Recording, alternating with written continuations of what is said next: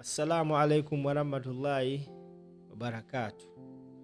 I've just gotten a call from a friend. Najifunye mabega kao, sawa nga ntono nye mabega. Nangamba nti omukutu ogumanyikiddwa ng'ogwa NTV bagugobye obutaddamu coveringa anything mu Palaamenti y'eggwanga Uganda. Era ono kyali wanga ntegeeza nangamba nti on their arrival, because Parliament, buli TV station oba radio station eyina ba journalists baayo mu Parliament abalina reporting what happens in the Parliament for their media houses. Now nga bulijjo bakeera ne bagenda ne basetinga enkya ya leero abaana ab'omukutu ogwa NTV olutuuse ku Palaamenti y'eggwanga Uganda bastopingiddwa aba security forces mbu basoose kubajja ku ID zaabwe ezibawa access to the Parliament ne babagaana okuyingira wabula nga tebabawadde ensonga lwaki babagaanye oyingira wabula kye babagambe kibadde kimu nti bafunye direct orders obutabakkiriza to access the Parliament. Ebimu ku biwungeesebwa ensonga lwaki NTV bagiganye obutaddamu yingira Parliament mbu wiiki eno ewedde yonna ennaku zonna even after the nomination bakubye nnyo amawulire g'omukyala Anita okubeera unopposed era mbu NTV yesinze okukola stories kwabo ababadde balina complaints nti Among yabalemesa okunominatingibwa. Kino kiragira ddala bino byambu nti Among alabika ya ordarinze ya issuinze order obutaddamu kukkiriza NTV kukavalinga amawulire ga Parliament. Tetunnafuna an official statement from akakiiko akatwala bannamawulire. Tetunnafuna an official statement from akakiiko akatwala emikutu eja media. Tetunafuna an official statement from the UCC because kino kiba kimenya mateeka okugaana omukutu ogumu okuyingira Parliament. Parliament si ya muntu, by the way. Parliament si ya muntu. Parliament ya ggwanga. Era NTV okubanga TV eri mu ggwanga eri regulated by the UCC, ekitongole ekitwala ebyempuliziganya mu Uganda. Singa yalina omusango gwe yakola mu mpeereza yaayo, it was the UCC that was supposed to summon them, not an individual as it is alleged. Genkakasa galigamu nti baganya aba NTV oyingira mu Parliament. Era netwogerera Parliament ebadde eri mu kwajja nga tewali munnamawulire wa NTV ali mu Parliament kulipotinga.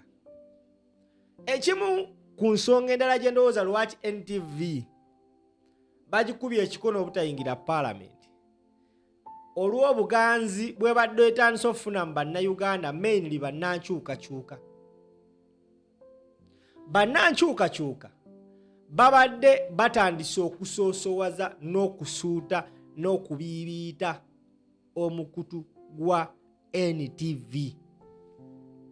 Era nga basinga bonna bagamba twasigaza TV emu NTV etuwa ebiri ku alaali. Ensonga gye bawa nti NTV ebadde esunsula eggulire ya Bobi Wine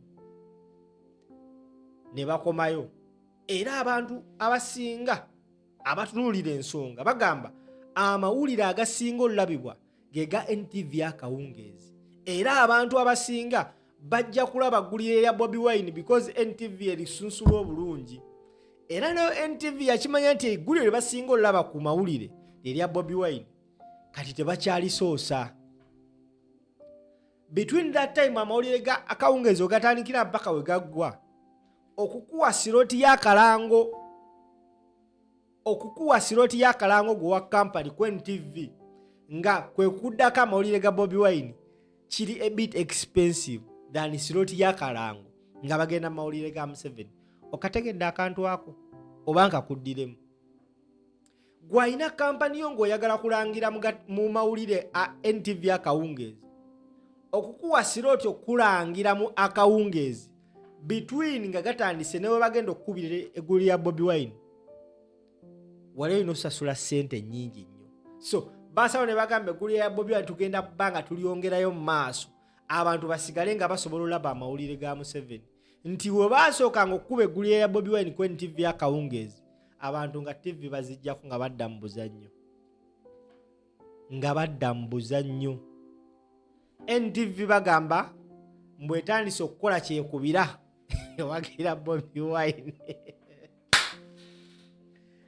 gwe baneki Uganda kinyuma omulimu gwa NTV kuweereza bannayuganda era inaweereza bannayuganda ebyo bye baagala ebinyuma provided nga biri in line with the ethics of journalism, provided nga biri in line n'amateeka ga UCC, Uganda Communication Center.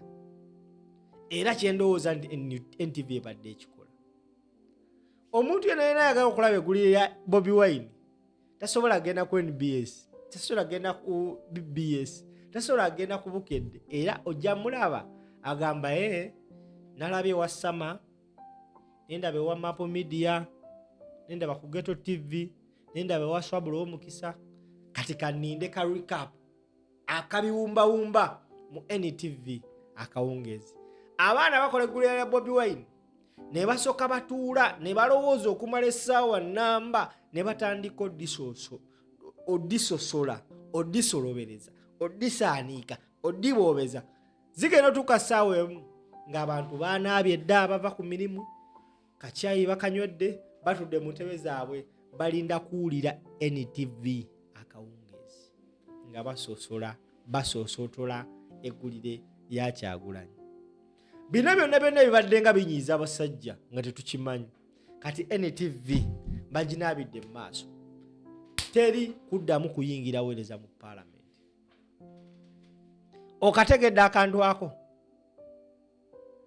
Maliriza vidiyo eno nga mpisa akalango ka bakama bange. Bakama bange okuva e Masaka bakoola buli munnayuganda nga nzaalwa y'e Masaka.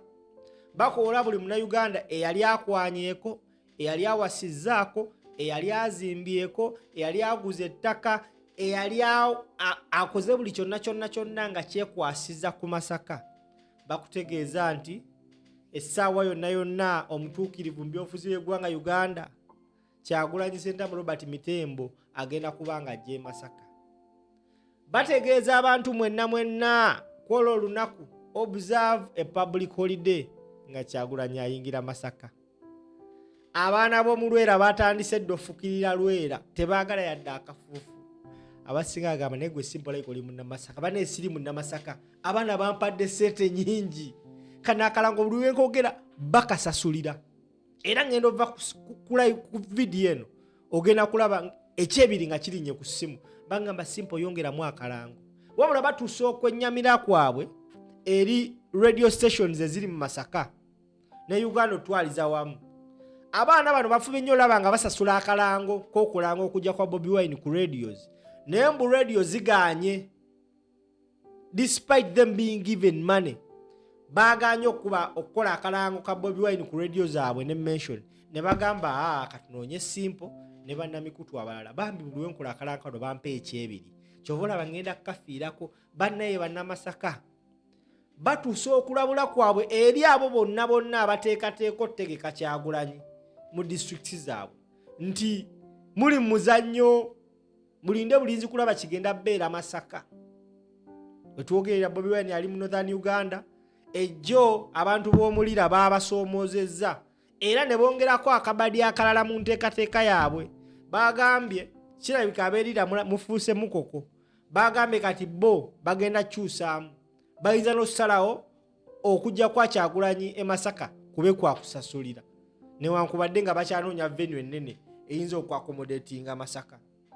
Kigambibwa nti ayinza okuba lwala eziwera ennya mu Masaka kuba buli muntu ayagala mulabako, ate ffenna tukimanyi Kyagulanyi mungi ffenna atumala. So temupapa tambuza vidiyo. Mukama wange mu staff akalango ndowooza nga kubye bulungi guteekako buteesi ssente nnyongeremu amaanyi bampita simple